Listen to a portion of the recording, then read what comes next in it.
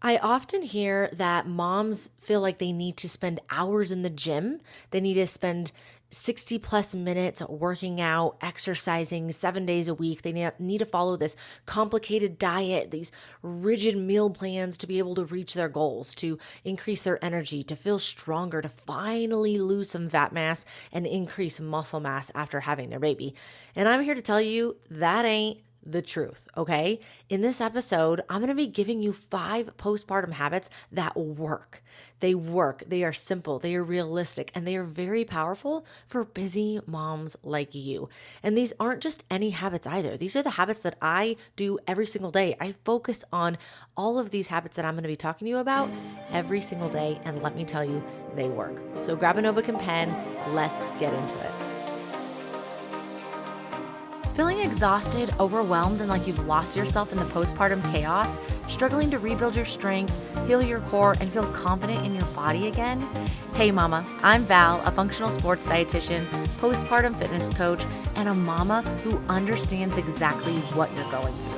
Welcome to the Strong Nourished Momma podcast, where I help busy moms like you regain your energy, rebuild strength, and feel amazing through simple, science-backed nutrition and fitness strategies.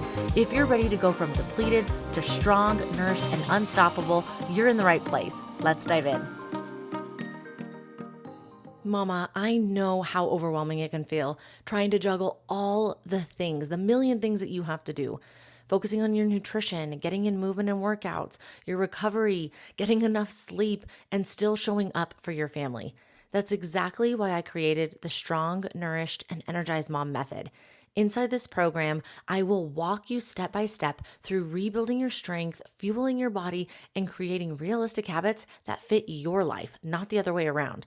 And if you're tired of spinning your wheels and you're ready for a clear plan that actually works, check out the link in the show notes and come join me, or go to wellnessbyval.com/program. And don't just take it from me, take it from this client, Hannah, who completed the program. My name is Hannah Rushing, and I am one of the mamas who was in the first postpartum and pregnancy pelvic floor health programs last spring. I was around 23 weeks pregnant when I joined, and while I was extremely active with doing weight training, running, and staying fit, I really didn't know much about pelvic health or different exercises for engaging your pelvic floor. I had seen a lot of different exercises and a lot of influencers on, Instagram and TikTok, and I would do some of the breath work, but ultimately I didn't understand exactly what muscles I was engaging or how the breath work actually worked. So I typically ended up not doing those exercises when I was working out. So I really wanted to join Valerie's program because I wanted to have something to commit to. And ultimately I gained 2 huge things from doing this program. The first being that I had a super quick labor and delivery. This was my second pregnancy. My first pregnancy, I labored for around 23 hours. It was incredibly painful. Went in after 8 hours, got my epidural. Even with the epidural, extremely painful. So I was really hoping in my second pregnancy to have kind of that fairy tale labor and delivery, and the baby just comes sliding out like you hear once in a while. And sure enough, I ended up having that. And I firmly believe it was due to Valerie's program and doing all of my pelvic floor health exercises. I did them every single night. And when I was working out, did the breath work, did the pelvic floor engagement, and really made sure with all of my exercises that I could feel my pelvic floor lighting up. So my daughter Marley was born in pretty much 20 minutes from getting into the hospital to the actual hospital bed. And I labored for a total of, I believe, 4 hours, no epidural. Sure, there was about 30 minutes of extreme pain, but I was able to do some breath work and kind of coast through that 4 hours of labor. And then, like I said, the actual delivery and the pushing, she just came right out. The second thing that I gained was a much stronger core. I've had issues for about 10 years with one of my abs. It tore a little bit when I did planks. Again, like 10 years ago, probably wasn't great form. And so I was hoping to maybe be able to do a little bit of therapy with that or, recover it. I've always had issues with it where if I do too much ab work, that little tear gets inflamed, or I'm not exactly sure, whatever it is. But I've had so many issues with it. And after Valerie's program, it's been almost a miracle. I haven't had any pain with it in a really, really long time. And actually, my abs have gotten so much stronger. I can actually see some definition coming in 9 months postpartum, which again, like after my first pregnancy, I did not see any of that. I really didn't know what I was engaging. There's also no incontinence or any of those fun postpartum kind of symptoms that you get after birth. So yeah, I am so happy overall that I took Valerie's program. I gained so much from it, just learning what pelvic floor health really was. Like I said at the beginning, I really didn't know what it was. I'd seen all of these influencers doing these exercises, but ultimately never understood exactly what you were engaging and how to do it and how to apply it to my daily routine as a mom and also my workouts. But I had the labor and delivery of my dreams. It was everything I could have asked for. And now my overall pelvic floor health is amazing, considering that I no longer have any pain and I'm also just so strong. So I would highly recommend, if you are either postpartum or pregnant or just looking to, gain more knowledge about pelvic floor health, to join Valerie's program. I really think it's worth it, and you're going to have so much knowledge that's going to continue on past just the learning of the course. What if instead of overcomplicating postpartum weight loss, you focus on just 5 simple habits? That's it, 5. 5 simple habits that actually work, instead of looking for something on TikTok. What did so-and-so do? When so-and-so did this, it worked for them. The influencers that you're following on Instagram, what are they doing? No, none of that. That's overcomplicating it, okay? So let's just focus on 5 simple habits that actually work, and then let's stay consistent with it. When I was freshly postpartum, I didn't magically just start hitting 10,000 steps a day or meal prepping overnight. It took small steps. Stroller walks during maternity leave, micro breaks at work, slowly adding in strength training and then building up my frequency per week. And then when I went back to work, my schedule changed and I started feeling frustrated that I couldn't find the time to move. I thought if I couldn't get in an hour workout, then why bother? But I also thought I didn't want to be away from my baby all day at work and then an hour at the gym. And this mindset kept me stuck. It was this all or nothing. Like if I don't go for 60 minutes, why go? But I also don't want to go and spend all this time at the gym and not with my babe. But once I started focusing on simple, doable habits like micro breaks, micro walks, little breaks throughout my day, consistent sleep routines, protein at meals, everything changed. If you're exhausted, if you're overwhelmed and you're wondering how to fit it all in, I have been there. And sometimes I'm still thinking that, like, how do we do it as moms? How do we do this? I am tired. But then I go back to these 5 simple habits and it brings me back. So you don't need perfection. You just need these few key habits and just do it most of the time. Stay consistent with it. So habit number 1 is make enough time for sleep. And you're probably laughing at me like, haha, Val, my infant isn't sleeping, or I have a toddler who doesn't want to go to sleep, who wakes up multiple times a night, who's waking up super early. This is my life, so I totally understand. But we have to make enough time for sleep. And sleep is going to look different in every chapter of our lives, from when we're pregnant to when we're in early postpartum with our infant. And you might not be getting a perfect uninterrupted 8 hours every single night from the moment your baby is born to when they're 18. And that's okay. What matters most is that you make enough time for rest. You're making enough time for rest. We need to aim for about 7 to 9 hours total, even if it's broken up in the middle of the night. So even if you go to sleep, you're sleeping a good chunk, and then your baby or your toddler wakes up in the middle of the night, you put them back down, and then you go back to sleep and then wake up for the day. Now, of course, if it's broken up multiple times a night, especially the closer it is to when you wake up for the day, that makes it really difficult to wake up and go to the gym, right? Or to get that consistent 7 to 9 hours of sleep. And it really just depends on what works for you. But if we can get into that 7 to 9 hours, probably we're closer to that 7 to 8 time frame. That is going to be very supportive for us to be able to physically and mentally recover, even if it is broken up. I also want you to think about creating a calming pre-bed routine. So this goes with making enough time for sleep.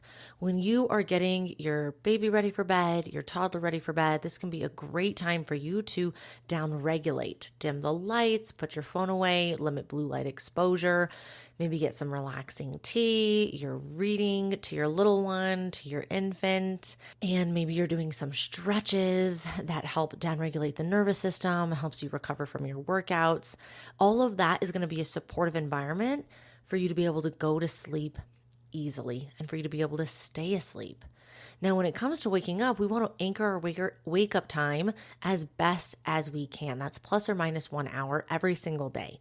So I don't want you to be waking up at 5 a.m. during the week and then sleeping in till 9, 10, which I think is impossible as a parent anyways, because you have your kids, but I don't want you to be sleeping in for hours on the weekend. So even when your kids are older, that is going to disrupt our circadian rhythm, which is going to disrupt our hormones. It's going to make it harder for us to stay disciplined with going to the gym and having a good breakfast, with reaching our goals, losing fat mass, building muscle. And so we want to make sure that we're anchoring our wake up time. So if you're getting up during the week at 5 a.m., then that's 6, 7 a.m. max at the latest on the weekend. Okay. Now, this doesn't mean you can never sleep in past that time. It's just for the majority of the time, we have to be able to anchor that wake up time.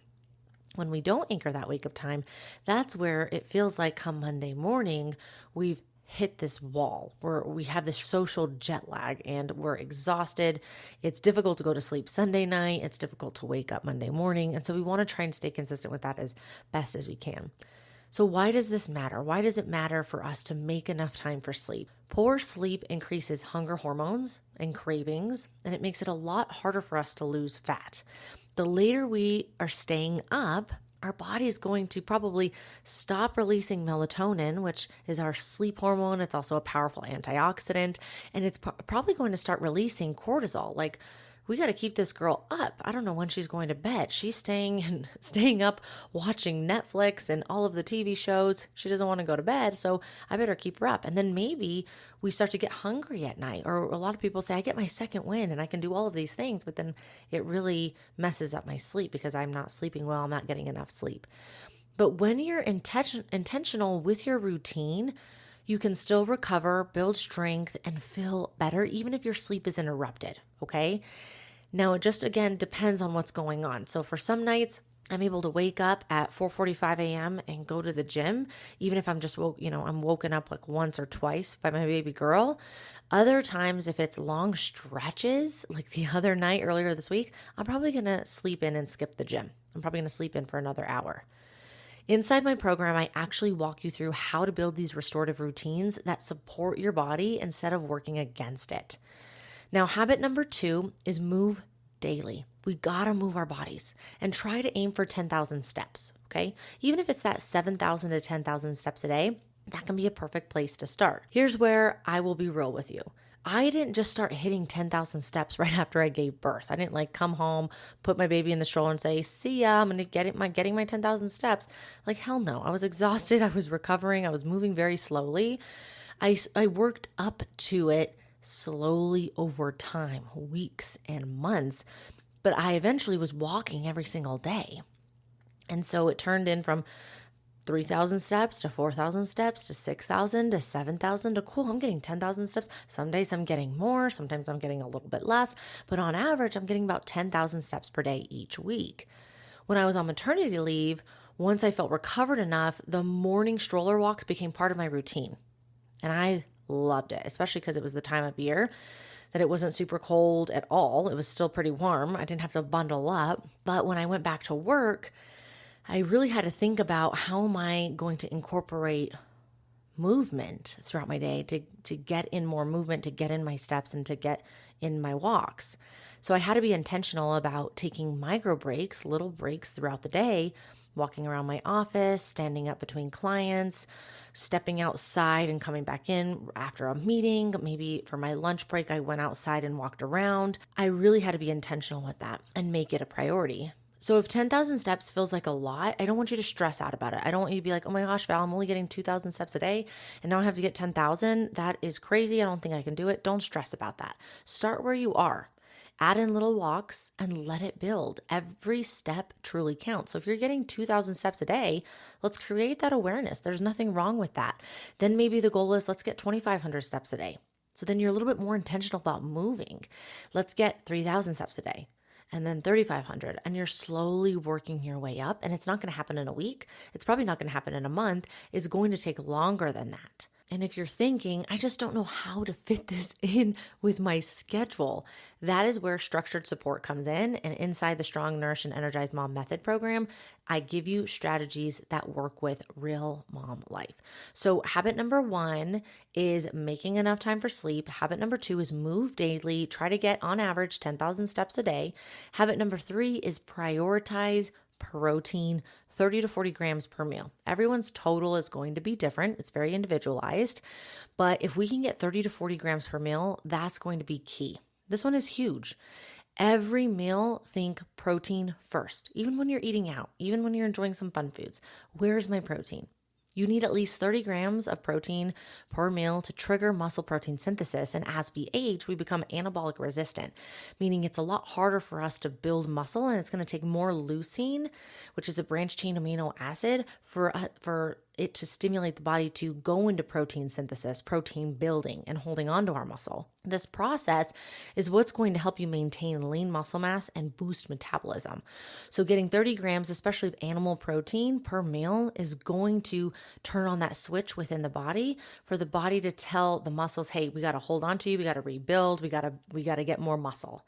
And that's what gives you more energy and helps you change your body composition as well. We don't want to just lose weight. We don't know what that means. We want to build muscle, hold on to it, and if there is weight loss, we want to have it come from fat. A few easy meal ideas can be a few eggs, turkey sausage, avocado toast, so super balanced meal with all your macros, especially your protein. Lunch, maybe it's a Greek yogurt, a larger amount. Maybe you add in some protein powder, collagen, lots of berries, chia seeds, walnuts, and granola. Of course, a lot smaller than that, it can be a snack. Maybe dinner is chicken, rice, and veggie bowl drizzled with some olive oil or some type of dressing that you like. These are different ideas that can make it easy for you to get that protein. Protein keeps you fuller longer, so you're not battling cravings or crashes all day long. And again, this is what we dive exactly into in the program, how to actually build meals that support fat loss, energy, and recovery.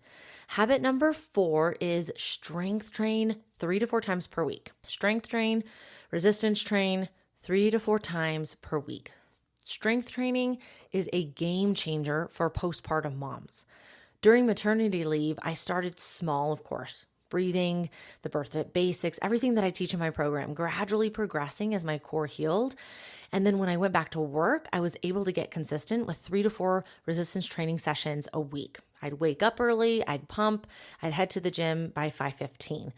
When I stopped breastfeeding and pumping, then I would just be able to wake up, get ready, and go out the door. My workouts weren't fancy either. They focus on progressive overload, and I also focus on the basics with movements: squat, hinge, pull, press, lunge, and I kept my core work foundational and functional so that it was helpful for everyday life. This is what allowed me to safely build strength and get stronger than before I got pregnant, which is super cool when you think about it. I had a baby, and I went through the postpartum journey just like every other mom, and 2 years later, I have more muscle than I did before I got pregnant. I'm stronger. I feel confident in my body, and that is huge. And I have all of these habits to thank for that, especially resistance training. And here's the truth. Resistance training is what transforms your overall shape and supports fat loss. So if you're thinking, I want to tone, I want to improve muscle mass, and then we have to focus on resistance training and progressive overload, where we're increasing the weight, we're changing things every single week and over time.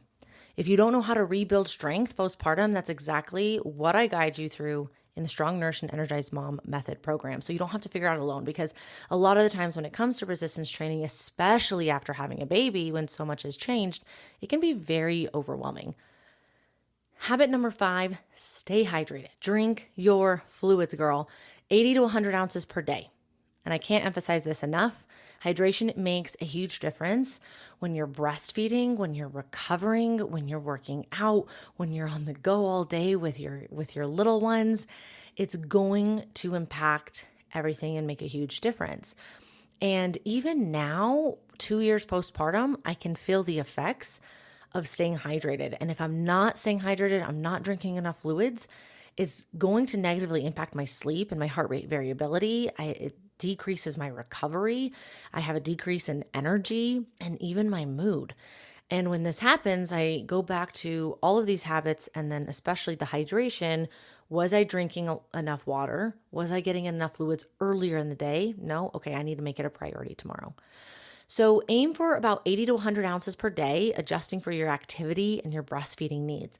If it's hotter where you live, very humid, if you're sweating a lot, if you're moving a lot, the needs are going to increase with electrolytes. Some simple tips: always keep a water bottle with you. So get yourself a cute little water bottle or a million like me, and always keep it with you so you can refill it wherever you're at.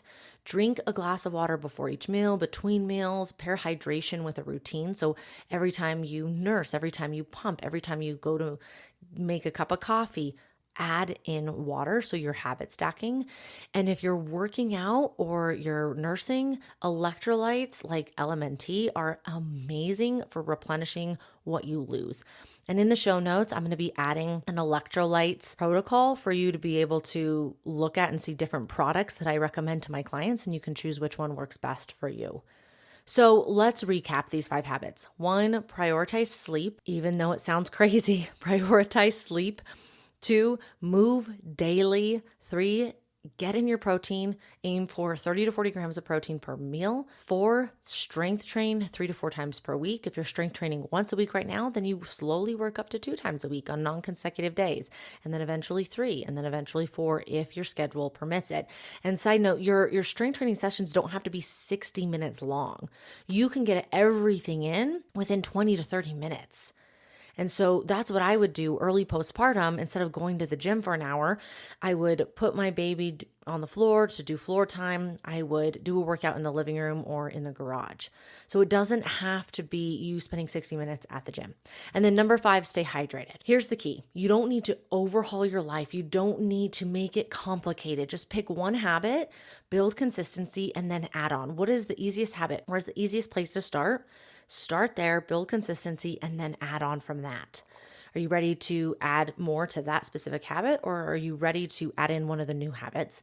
That's how real lasting results happen. Mama, you've got this. One habit at a time is how you are going to rebuild your strength, reclaim your energy, and feel like yourself again. And before you head back into your very busy day, I want to remind you that enrollment for the Strong Nourished and Energized Mom Method program is open right now, but the exclusive bonuses expire very, very soon. I did extend them, but they expire very soon. So when you join before the end of the month, you're going to be getting not only a full 8-week program, but you're also going to be getting $100 off enrollment, a free nutrition and exercise coaching session with me, and a free Fuel Your Recovery meal plan when you enroll before the end of the month. So this program was designed to take the overwhelm out of postpartum recovery, giving you a clear path to rebuild your core and your strength, fuel your body with confidence, and finally feel like yourself again.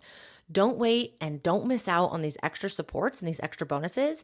Head to the link in the show notes or go to wellnessbyval.com/program to save your spot today. Thank you so much for listening, and stay strong, stay nourished. Hey mama, I hope you loved today's episode. If it resonated with you, would you please take 30 seconds to share it with another mom, a mom who's looking to make healthy eating and exercise easier, because we need that. And if you haven't yet, I would be so grateful if you could leave a quick review on Apple Podcasts.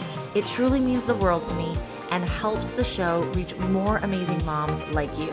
All right. Time to chase my toddler around. Stay strong and nourished, and I will be back on Monday with another episode. Talk soon.